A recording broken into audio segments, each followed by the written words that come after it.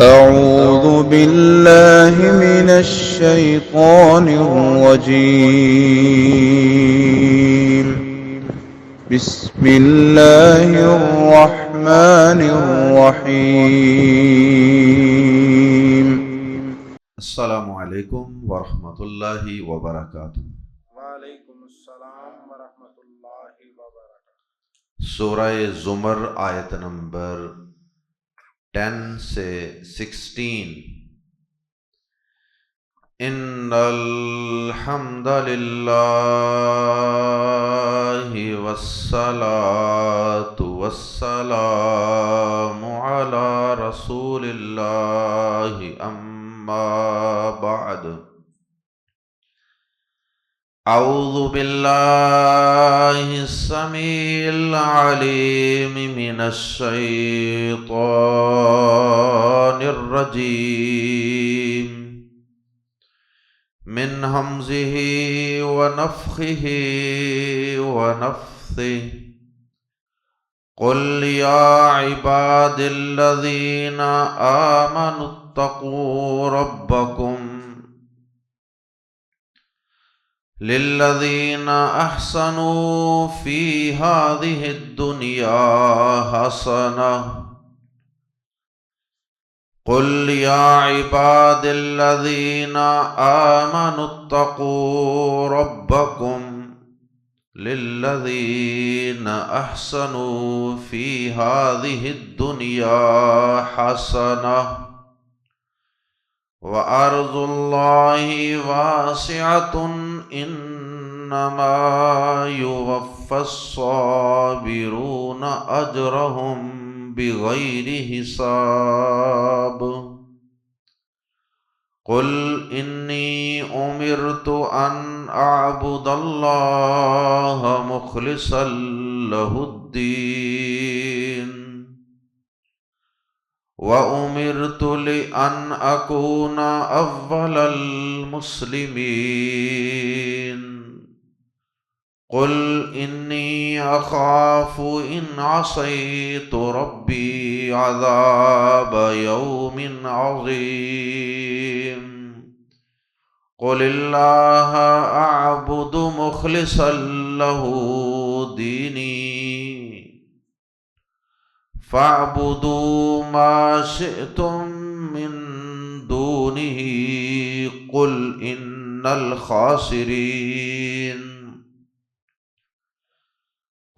إِنَّ الْخَاسِرِينَ الَّذِينَ خَسِرُوا أَنفُسَهُمْ وَأَهْلِيهِمْ يَوْمَ الْقِيَامَةِ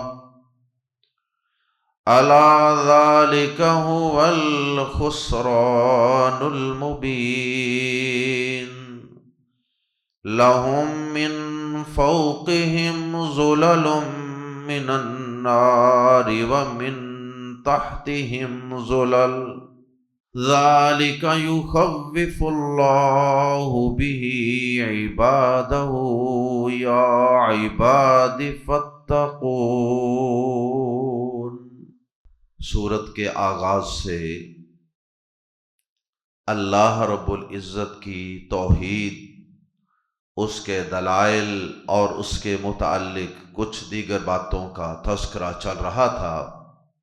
اب آیات زیر تفسیر میں اللہ رب العزت نے اپنے توحید والے، اپنے ایمان والے مخلص بندوں کو بڑے ہی پیار کے ساتھ اپنے بندے کہہ کر مخاطب کیا اور انہیں کچھ باتیں سمجھائی ہیں۔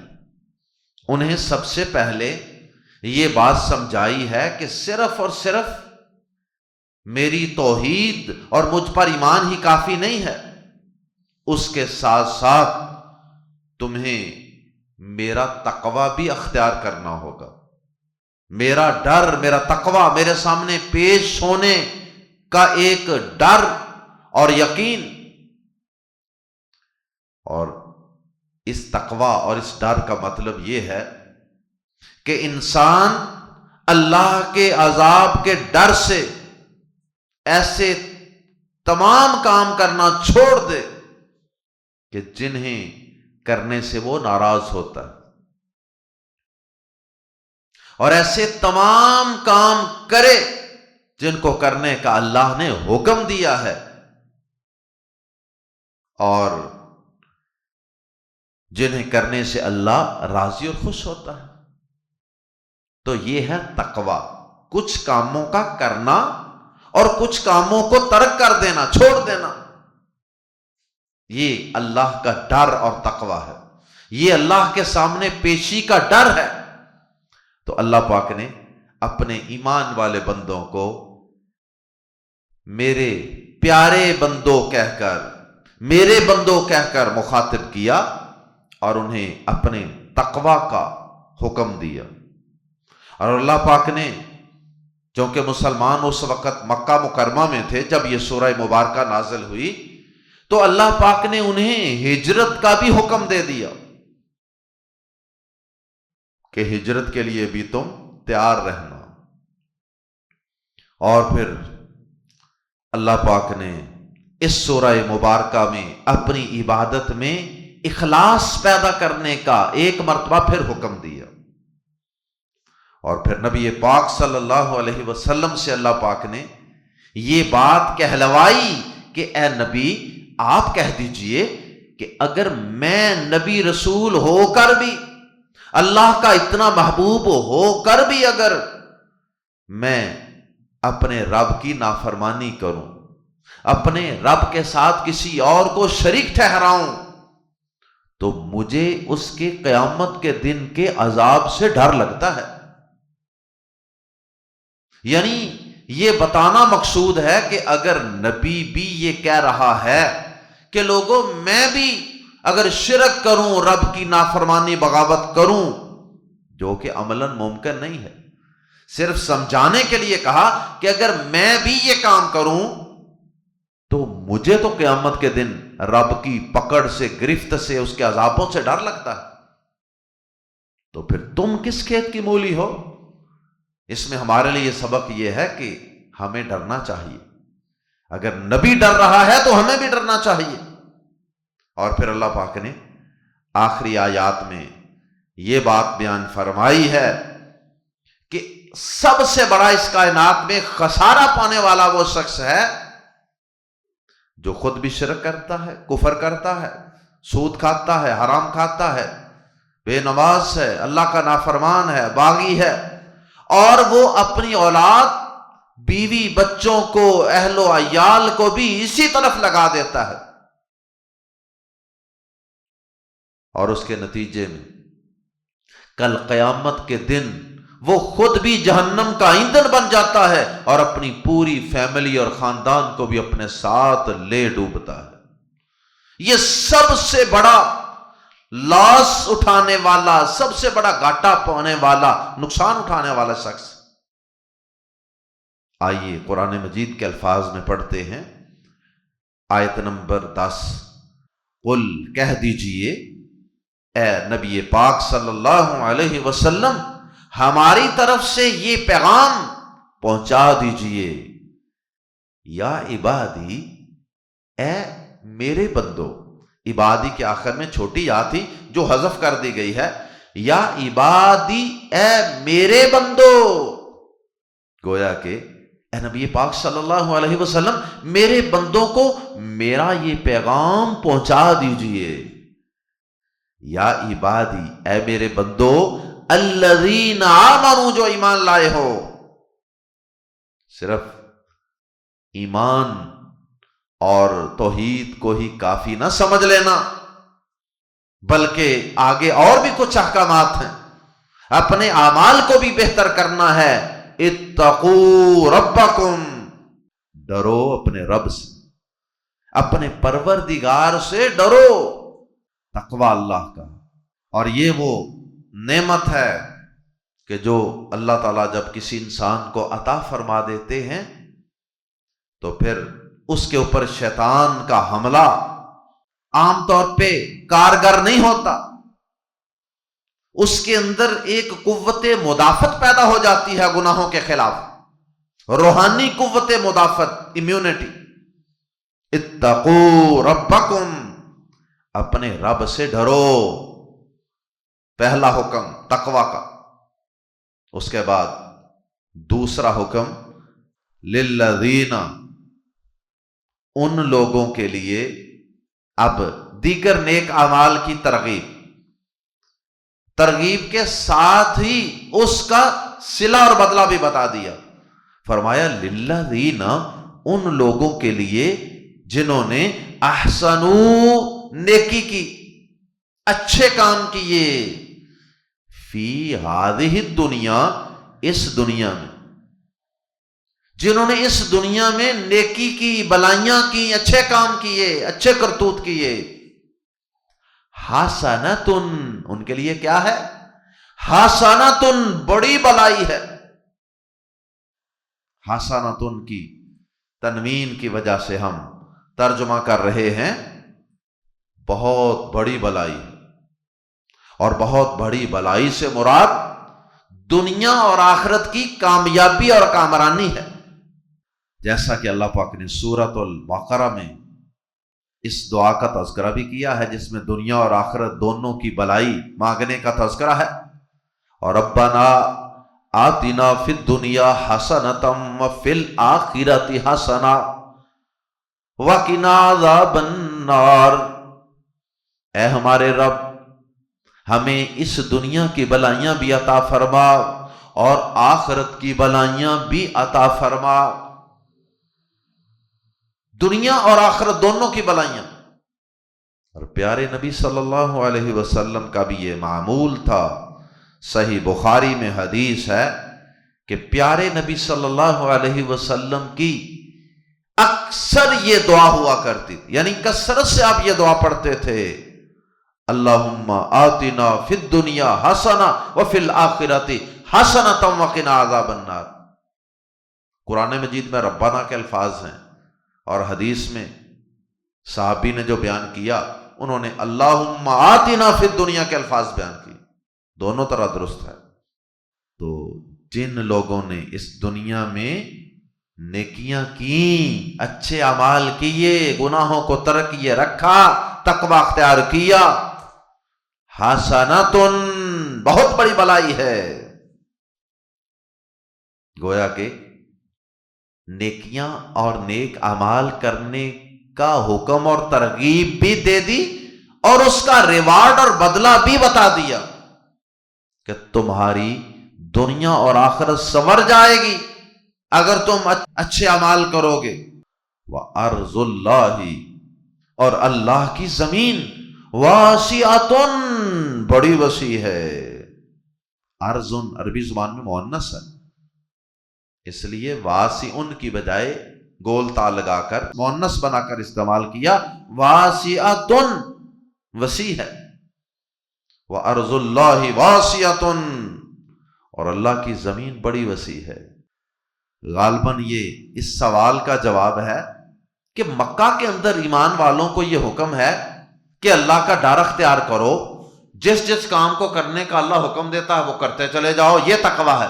جس جس کام سے اللہ تعالیٰ منع کرتا ہے وہ سارے کام چھوڑتے چلے جاؤ، یہ تقویٰ ہے. اور نیکیاں کرو، نیکیاں احسنو. تو ان احکامات کے بعد انسان کے دل میں یہ خیال تو آتا ہے نا کہ مکہ مکرمہ میں تو یہ سارا کچھ کرنے کے لیے حالات ہی سازگار نہیں ہیں. یہاں تو اللہ کے گھر بیت اللہ کو ان ظالموں نے بتوں سے بھر دیا ہے. یہاں تو اللہ کے دین پر عمل کرنا بہت مشکل کام ہے. یہاں تو پیارے نبی صلی اللہ علیہ وسلم کے اوپر لا کر وہ اونٹ کی اوجریاں رکھ دیتے ہیں اور کبھی کچھ رکھ دیتے ہیں. اللہ پاک نے غالباً اس ذہن میں پیدا ہونے والے اس سوال کا ہی جواب دیا، تو کوئی بات نہیں، اگر یہاں نہیں تو وہاں، اگر وہاں نہیں تو جہاں ممکن ہے چلے جاؤ وہاں. اللہ کی زمین بڑی وسیع ہے، ہجرت کر جاؤ، لیکن اللہ کے دین کو نہیں چھوڑ. جگہ چھوڑ سکتے ہو، وطن، قبیلہ، کنبہ، خاندان، سارا کچھ چھوڑ سکتے ہو، لیکن اللہ اور اس کے رسول کو نہیں چھوڑ. وَأَرْضُ اللَّهِ، اور اللہ کی زمین واسعۃ، وسیع ہے. اور ہجرت کا حکم تفصیل سے سورہ نساء میں گزر چکا ہے اور اس کی بہت بڑی فضیلت بھی. سورہ نساء آیت نمبر 97 سے 100. باقی ان مشکل ترین حالات میں اللہ کی توحید، اللہ کے دین، تقوی پر، نیکیوں پر اور ہجرت پر گامزن رہنا، یہ کچھ چھوٹا عمل نہ سمجھنا. جس دور میں جینا مشکل ہو اس دور میں جینا لازم ہے. تو سنو میرے بندو، مشکل حالات میں، جتنی مشکل حالات میں میری عبادت کرو گے، جتنے مشکل حالات کا مقابلہ کر کے میرے احکامات پہ عمل کرو گے، تمہارے لیے اجر و ثواب بھی اتنا ہی زیادہ تمہیں عطا فرماؤں. انما صرف یوفا، پورا پورا دیا جائے گا. الصابرون، کامل صبر کرنے والوں کو. الصابرون کی الف لام کی وجہ سے ہم ترجمہ کر رہے ہیں کامل صبر. یہ الف لام کمال کے لیے ہے. انما یوفی الصابرون، کامل پورا صحیح صبر کرنے والوں کو دیا جائے گا اجرہم، یا پورا پورا دیا جائے گا اجرہم، ان کا اجر، ان کا بدلہ، بغیر حساب، بغیر کسی حساب کتاب. یہ اللہ کے دین پر ڈٹ جانا. اگر اس نے نماز کا حکم دیا تو نماز پڑھتے چلے جانا، اور اللہ پاک نے جس جس چیز کا بھی حکم دیا اس پر ڈٹ جانا، وہ کرتے چلے جانا، یہ صبر. اور جس جس چیز سے بھی اس نے منع کیا ہے، نفس کے دباؤ، شیطان کے وسوسوں کے باوجود ان حرام کاموں سے بچے رہنا، یہ صبر ہے. اور راہ حق میں آنے والی تکلیفوں کو خندہ پیشانی سے برداشت کرتے چلے جانا، یہ صبر ہے. یہ صبر کی 3 بڑی قسمیں اہل علم بیان کرتے ہیں. انما یوفی الصابرون اجرہم بغیر حساب. تینوں قسم کے صبر کرنے والوں کے متعلق فرمایا کہ صرف کامل صبر کرنے والوں ہی کو ان کا اجر کسی حساب کے بغیر دیا جائے. بغیر حساب کے اجر دیا جائے گا سے مراد جنت. جیسا کہ اللہ پاک نے سورہ مومن کی آیت نمبر 40 میں اس بات کی طرف اشارہ کیا ہے. اللہ پاک نے اعمال صالحہ کرنے والے مردوں عورتوں کا ذکر کرنے کے بعد فرمایا فَأُولَئِكَ يَدْخُلُونَ الْجَنَّةَ يُرْزَقُونَ فِيهَا بِغَيْرِ حساب. یہ سورہ مومن ہے. فرمایا کہ یہ ہیں وہ لوگ جو جنت میں داخل ہوں گے، اس میں بے حساب رزق دیے جائیں گے. تو یہ بے حد و حساب نعمتیں یہ صرف جنت میں ہی ہوں گی. یہ صبر کی فضیلت میں، اہمیت میں سچی بات ہے کہ اس جیسی آیت کریمہ قرآن مجید میں شاید اور نہ ملے. بہت ہی خوبصورت انداز ہے اس آیت مبارکہ میں صبر کرنے والوں کو ترغیب دینے کا اور انہیں حوصلہ دینے کا. قل، کہہ دیجئے اے نبی پاک صلی اللہ علیہ وسلم، آپ کہہ دیجئے ان میرے ایمان والے بندوں کو، آپ اپنی طرف سے بھی ایک دفعہ پھر اعلان کر دیجئے، انی امرتو، بے شک مجھے حکم دیا گیا ہے، ان کے اعبدا، میں عبادت کروں اللہ کی، مخلصاً، اس حال میں کہ خالص کرنے والا ہوں. مخلصاً کی میم کی وجہ سے یہ اسم الفاعل بنا، اس لیے خالص کرنے والا اس کا ترجمہ کیا.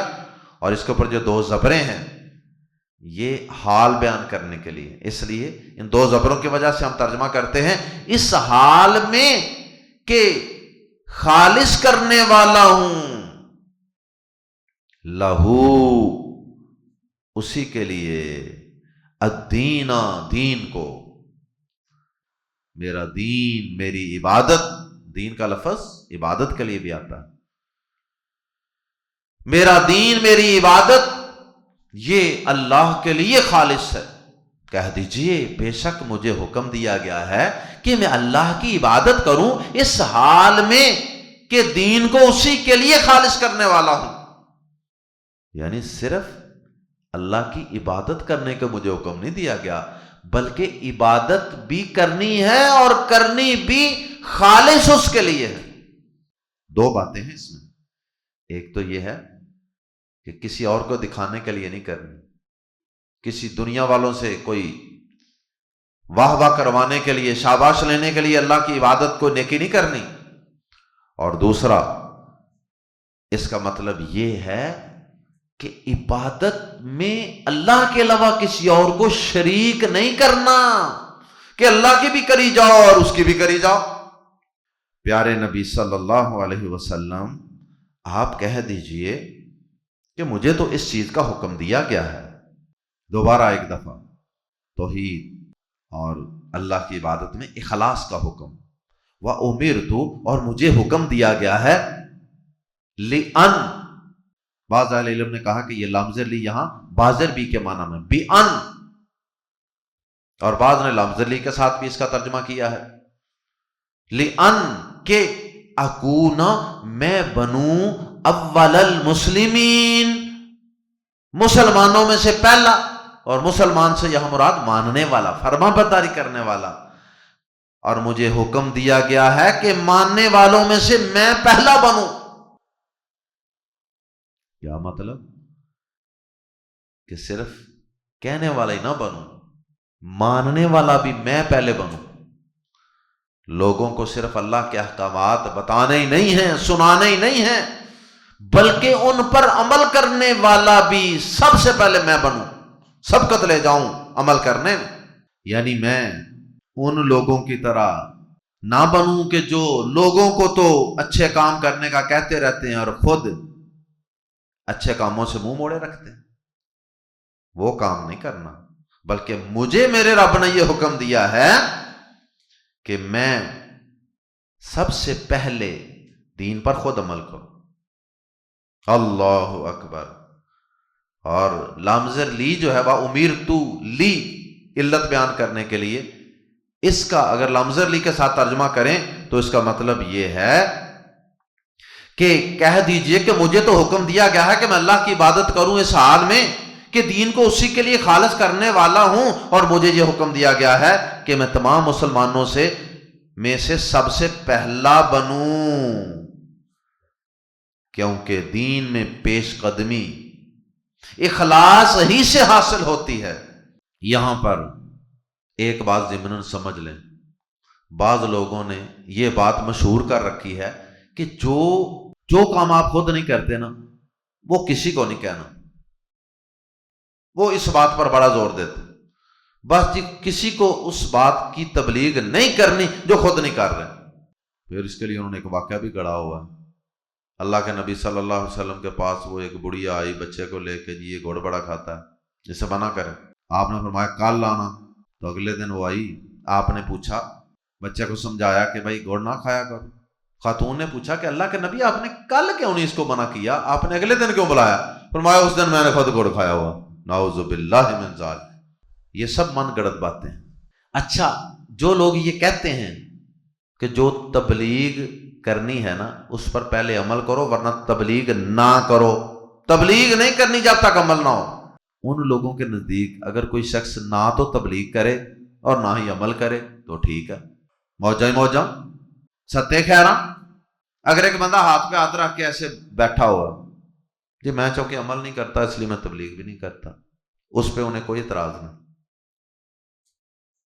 یہ تو کام آسان ہو گیا، نہ عمل کرو نہ تبلیغ کرو، دونوں کاموں سے ہی جان چھڑا لو۔ شریعت کا یہ کہیں بھی حکم نہیں ہے کہ جس چیز پر تم عمل نہیں کرتے اس کی تبلیغ نہ کرو، اور تبلیغ کرنا جرم نہیں ہے۔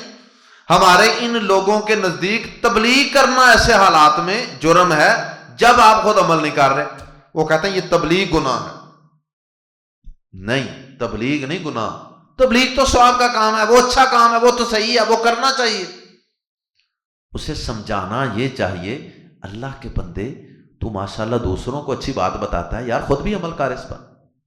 یہ نہیں، یہ تو کوئی حل نہیں کہ آدمی خود عمل کرنے کی بجائے تبلیغ بھی چھوڑ دے، کتنی حماقت اور بیوقوفی ہے۔ تبلیغ کریں، اگر عمل میں کوئی کمی کوتاہی بھی ہے تو تبلیغ کرنے دیں، کرے، ہاں ساتھ ساتھ اسے یہ بھی سمجھایا جائے کہ اللہ کے بندے چراغ تلے دیرا نہ کر، خود بھی یار عمل کر، اس حد تک ٹھیک ہے۔ قل کہہ دیجئے اے پیارے نبی صلی اللہ علیہ وسلم، کہہ دیجئے مزید ان کو یہ بات بھی کہہ دیجئے، انی اخاف، بے شک میں ڈرتا ہوں، ان عصیت، ان اگر، اور یہ ان اگر یہ شرط ہے، اور یہ ایسی شرط ہے جو محال اور ناممکن ہے۔ ان اگر بالفرض، عصیت معصیت نافرمانی، ان عصیت اگر میں نافرمانی کروں ربی اپنے رب کی، بے شک کو کہہ دیجئے بے شک میں ڈرتا ہوں۔ کس چیز سے ڈرتا ہوں اس کا ذکر آگے آ رہا ہے، کس صورت میں؟ اگر میں اپنے رب کی معصیت اور نافرمانی کروں تو بے شک میں ڈرتا ہوں کس سے؟ عذاب یوم عظیم، ایک بہت بڑے دن کے عذاب سے، ایک بہت بڑے دن کے عذاب سے ڈرتا ہوں، یعنی قیامت کے دن سے۔ اگر میں نبی بھی نافرمانی کروں تو میں اس دن کے عذاب سے ڈرتا ہوں، تو کیا اشارہ ہے کہ پھر تم خود اپنا انجام خود سوچ لو کہ اگر تم نافرمانی کرو گے پھر تمہارا کیا بنے گا؟ تمہیں تو پھر نبی سے بھی زیادہ ڈرنا چاہیے نا، یہ مطلب ہے۔ اور اس کے بعد پچھلی آیت میں حکم دیا تھا نا، کہہ دیجئے کہ مجھے حکم دیا گیا ہے کہ میں اللہ کی عبادت کروں، عبادت کو، دین کو اس کے لیے خالص کرتے ہوئے۔ اب اپنا عمل بھی بتایا جا رہا ہے۔ قل کہہ دیجئے اے نبی صلی اللہ علیہ وسلم، اللہ، اللہ ہی کی، یہ لفظ اللہ یہ مفعول ہے، یہاں اس میں جلالہ یہ اس میں مفعول ہے، شروع میں آ گیا اس لیے اس پر زور دینا مقصود ہے، اس لیے ہم ترجمہ کر رہے ہیں اللہ، اللہ ہی کی اعبدو، میں عبادت کرتا ہوں۔ قل اللہ اعبدو، کہہ دیجئے میں اللہ ہی کی عبادت کرتا ہوں۔ پچھلی آیت میں حکم تھا کہ اللہ ہی کی عبادت کریں، اب نبی پاک صلی اللہ علیہ وسلم نے اپنا عمل بیان کر دیا کہ اللہ اعبدو، میں اللہ ہی کی عبادت کرتا ہوں، مخلصاً، اس حال میں کہ خالص کرنے والا ہوں، لہو، اس کے لیے، دینی، اپنا دین، اس حال میں کہ اپنے دین کو، اپنی عبادت کو اسی کے لیے خالص کرنے والا ہوں۔ اخلاص، اخلاص نیت، اور اسی طرح اللہ کے ساتھ کسی اور کو شریک نہیں کرنا عبادت میں، دونوں چیزیں اس میں آ جاتی۔ اللہ اکبر۔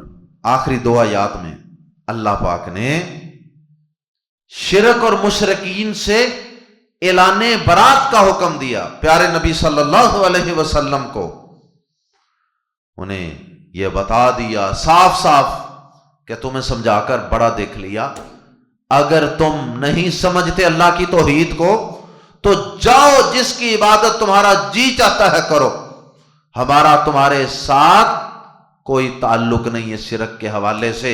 اعلان برات ہے، تم سے اعلان علیحدگی ہے۔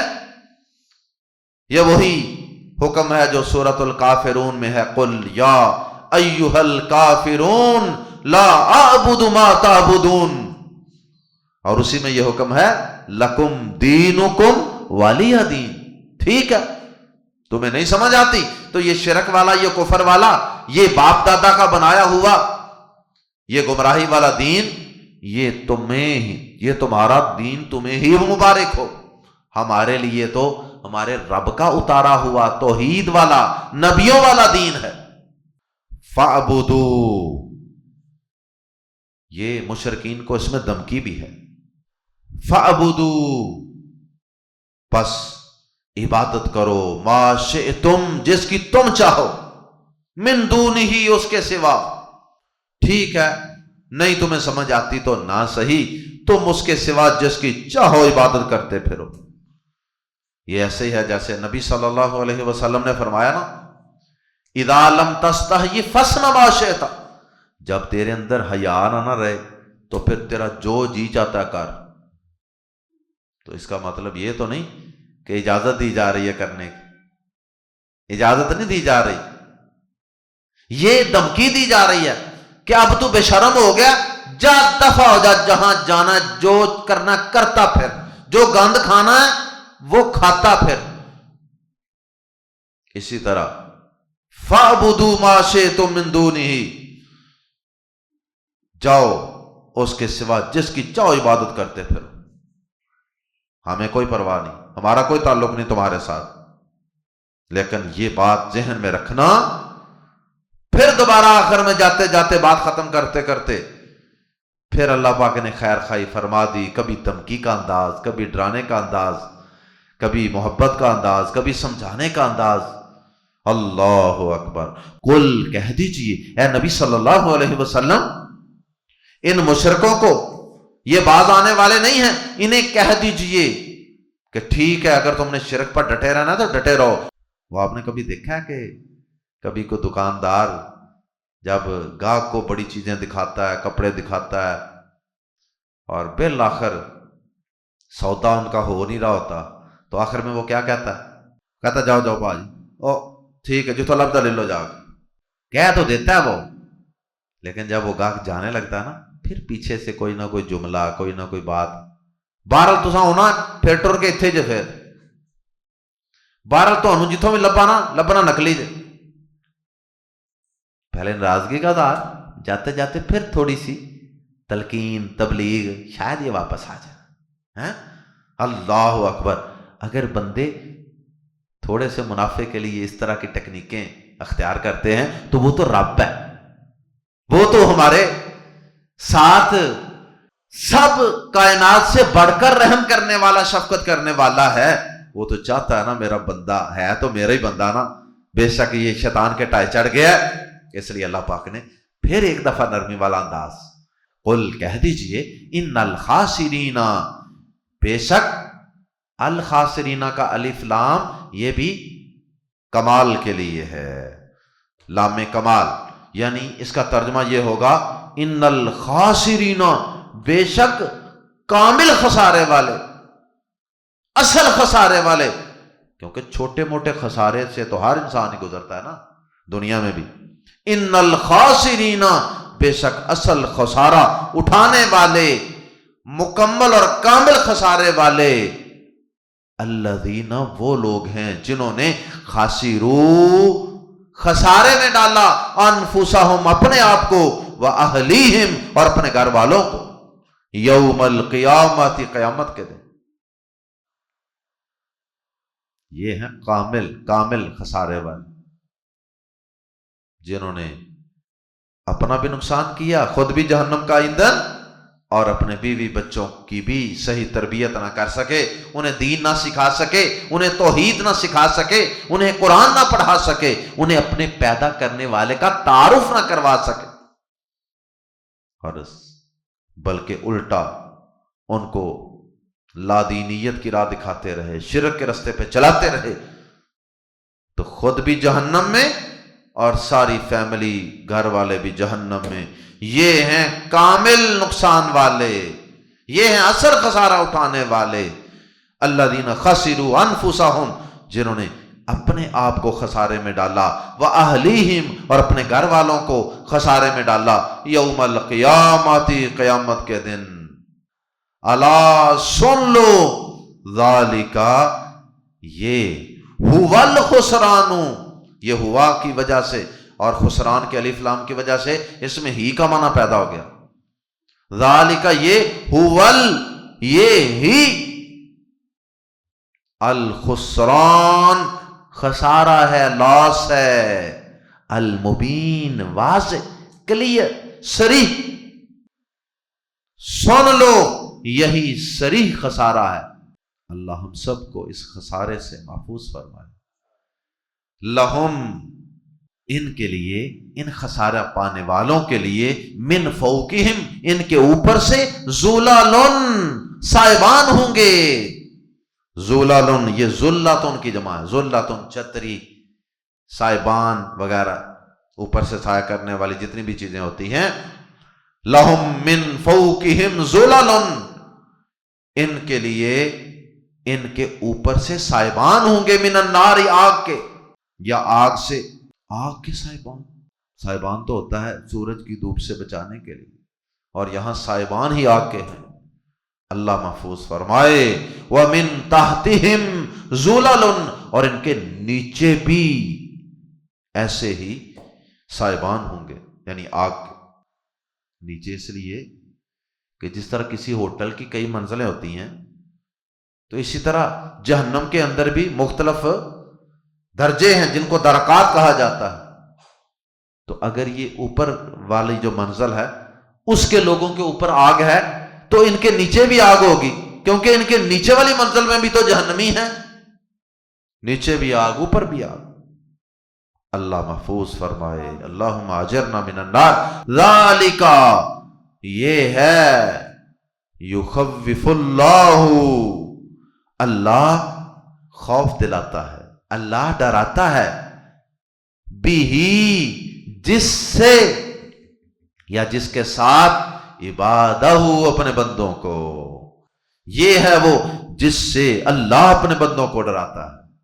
یہ وہ عذاب ہیں، یہ وہ برے انجام ہیں، یہ وہ خسران اور نقصان ہیں جن سے اللہ اپنے بندوں کو ڈراتا ہے کہ میرے بندے ڈر جائیں، ڈر جائیں۔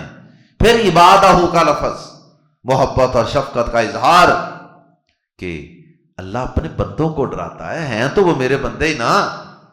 یا عبادی، اے میرے بندو، پھر محبت کا اظہار، اے میرے بندو، فتقونی، پس مجھ سے ڈر جاؤ۔ فتقونی چھوٹی یا آخر سے حذف کر دی گئی ہے، پس مجھ سے ڈر جاؤ اور ہمیشہ ڈرتے رہو۔